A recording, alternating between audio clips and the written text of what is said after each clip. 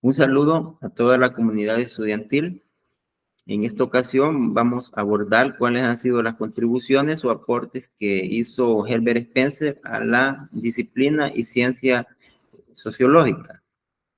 Esto siguiendo la línea del tema, cuál ha sido la evolución del pensamiento sociológico en base a los principales precursores y fundadores como Comte, como Durkheim, Weber y el mismo Spencer, donde se espera lograr la competencia de que se comprendan las teorías, ya sea sociológica como contemporánea, y que a su vez el estudiante investigue cuál ha sido el fundamento teórico de esos principales precursores y que se pueda contextualizar cómo ha sido esa evolución del pensamiento sociológico. Uno de los aportes que hiciera Spencer a la sociología es la relación que se puede encontrar con otras ciencias como la biología o la sociología. Hay tres características que vinculan a la sociología con la biología.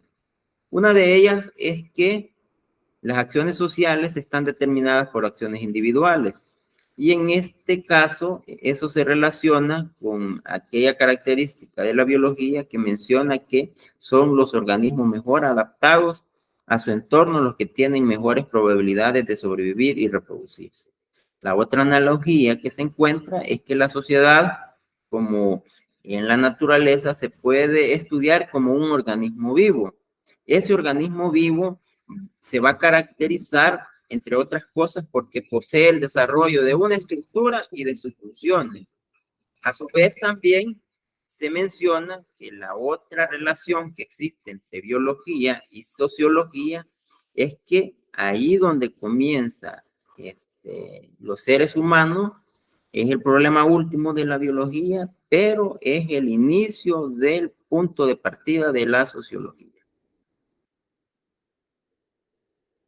Otro de las aportaciones fue cómo se adapta el principio de supervivencia del más apto en la naturaleza, y esa misma se puede extrapolar a la sociedad en base a tres características: a la selección natural, en el sentido de que todas las acciones sociales están determinadas por acciones individuales y que se ajustan a las leyes de la vida en general.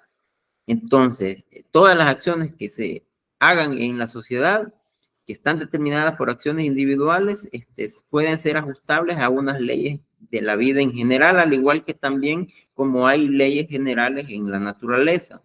También existe lo que es la reproducción diferencial. En la naturaleza, como en la sociedad, son los organismos, son los seres humanos mejor adaptados a su entorno, menciona Herbert Spencer, los que tienen una ventaja mayor de reproducirse sobre otros. Y la última es la característica de cambio y adaptación. Como el ejemplo de la bacteria y los organismos unicelulares que se lograron adaptar y cambiar a lo largo de la evolución en la naturaleza, al igual lo han hecho los seres humanos en el desarrollo de la sociedad. Otro de los vínculos que encuentra Spencer de la ciencia de la sociología, en este caso ya con la psicología, es que Spencer menciona que las personas siempre han estado dominadas por sentimientos y deseos, pero esto se dio fundamentalmente en las sociedades primitivas. En esas sociedades primitivas el individuo era más impulsivo, no estaba acostumbrado a la vida social y era más dado a la satisfacción incontrolada de los deseos inmediatos. Mientras que en la vida moderna los individuos ya están guiados por los sentimientos, por sus emociones, tienen una mayor capacidad para controlarse y están más habituados a la vida colectiva. Entonces, al final, él concluye que los hombres primitivos se caracterizaban por un mayor egoísmo, al contrario de los hombres modernos que están gobernados por un mayor altruismo. Y pues así es como se define entonces que las verdades psicológicas yacen en las verdades sociológicas, ya que la psicología menciona que son los sentimientos y las emociones los que regulan la acción y no la inteligencia. Entonces la sociología entiende que no es el estudio de la inteligencia y emociones, sino que es el estudio de los fenómenos sociales y de las relaciones que estos fenómenos producen. Y entonces el foco de atención de la sociología, el objeto de estudio serían los individuos que son la fuente de los fenómenos sociales. Spencer también hace una contribución a la sociología cuando menciona algunos sesgos o prejuicios que se pueden dar para el investigador social como para el sociólogo. Entre esos sesgos está el educativo. El educativo que menciona que el origen de él procede de que se vive en sociedades con una mezcla de elementos militares y industriales, de sociedades militares e industriales, que las estaré abordando al final de la exposición. Entonces, esa mezcla de elementos de sociedades militares y industriales son las que llevan a los sociólogos a interpretar erróneamente a los fenómenos sociales. Está también el sesgo patriótico o antipatriótico, es decir, todos aquellos sentimientos que apegan a los nacionalismos, a la patria. Al tener ese sentimiento, un sociólogo, un investigador, ya sea de patriotismo o antipatriotismo, va a carecer de un equilibrio emocional, menciona Spencer, para analizar científicamente a los fenómenos sociales. Entonces, los sociólogos deben de emanciparse del prejuicio del patriotismo. Otro de los sesgos que tenemos es el de clase. Ese representa para el trabajo del sociólogo uno de los más peligrosos, menciona, uno de los más peligrosos sesgos que se pueden tener, ya que todo sociólogo procede de una clase social y por lo tanto a la hora de analizar la sociedad misma siempre va a hablar en base a su sesgo de clase y esto puede entorpecer su trabajo y puede ser un prejuicio al final para el sociólogo o el investigador social. El otro sesgo es el político, el que viene dado por la política misma. Ahí está todo lo que nos muestra el gobierno, sus leyes, cómo funcionan los partidos políticos, y esos fenómenos políticos influyen en el trabajo sociológico.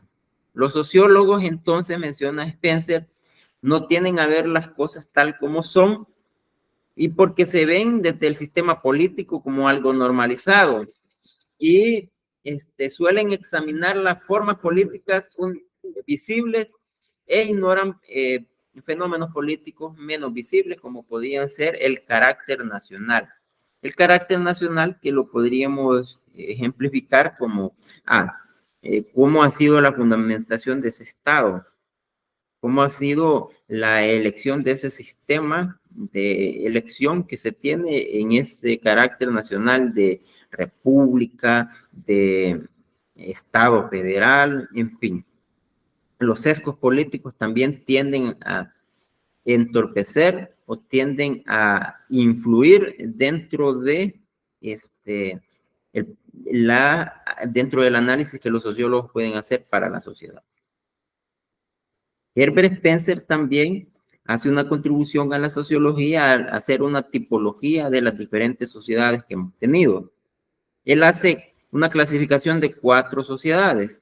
Las primeras son las sociedades simples, que se constituyen como entidades cuyo funcionamiento es sencillo y carecen de conexión con otras entidades, es decir, estas sociedades simples no tenían interacción con otras comunidades, con otras tribus, con otras sociedades. Por lo tanto, se trata de sociedades relativamente homogéneas, es decir, compactas, comparten todo, desde la religión, desde el idioma, de cómo se entiende la cosmogonía, cómo se organizan social, política, productivamente, y no han experimentado un proceso de composición. En cambio, las sociedades complejas sí ya presentan una cierta heterogeneidad, es decir, ya empiezan a haber diferentes tipos de pensamiento, diferentes tipos de ideas, diferentes tipos, ¿por qué no llamarlos así ya? Empieza a aparecer esto que podemos denominar división social del trabajo. En ese tipo de sociedades ya aparece el primer germen, podríamos también mencionar, de lo que son clases sociales, porque ya aparece un jefe supremo que domina sobre otros jefes de otros grupos simples.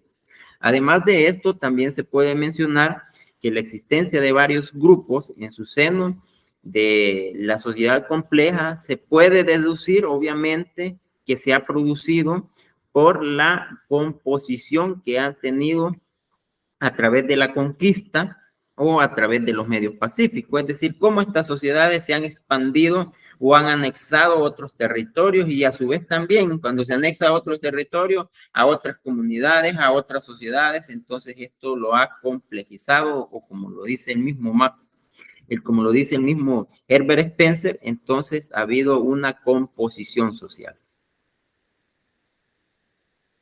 Otra de las sociedades que hizo la clasificación o tipología son las sociedades doblemente complejas. En estas sociedades sus características es de que están a la base de la recomposición de grupos compuestos, tienen un alto grado de heterogeneidad, ya no son homogéneas, han alcanzado un mayor avance de civilización, en el reino político tienen gobiernos más desarrollados y estables, tienen una jerarquía eclesiástica, llámese sacerdote, llámese otro tipo de personajes que tengan que ver con la teología, con la cosmogonía, con los dioses o con un dios en específico. Hay una división del trabajo ya más compleja y hay un derecho derivado de la costumbre, más ciudades y vías de comunicación y un progreso considerable en el conocimiento del arte. Estas sociedades doblemente complejas podríamos decir que son históricamente aquellas que se lograron componer en la época feudal. Y podríamos decir que las sociedades complejas partieron de la sociedad esclavista, entonces las doblemente complejas podemos pensar que pudieron partir de la recomposición de ese sistema político que era el feudalismo, por mencionar un ejemplo.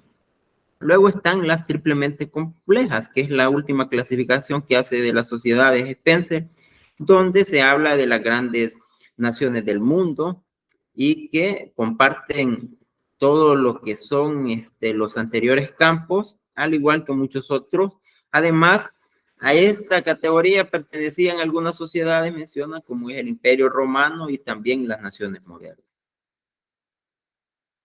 Y para ir finalizando con el recorrido de algunos de los puntos principales y medulares de la teoría de Herbert Spencer a la sociología, podríamos mencionar cómo clasificó él a las sociedades militares y a las industriales en base a algunas características. Él mencionaba que las sociedades militares se caracterizaban porque eran organizaciones altamente estructuradas para el ataque y para la defensa en la guerra. El ejército y la nación constituían un solo elemento. El ejército era la nación movilizada y la nación era el ejército en reposo. Entonces, la tesis es que ejército y nación eran la misma estructura en las sociedades militares.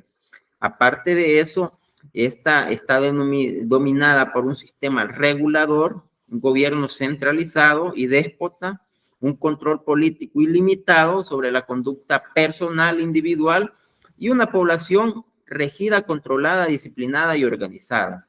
Por lo tanto, la cooperación que se da en este tipo de sociedades es producto de la coerción y el individuo, menciona Herbert Spencer, existe solo para el bien de la colectividad. Esto es lo que caracteriza a las sociedades militares.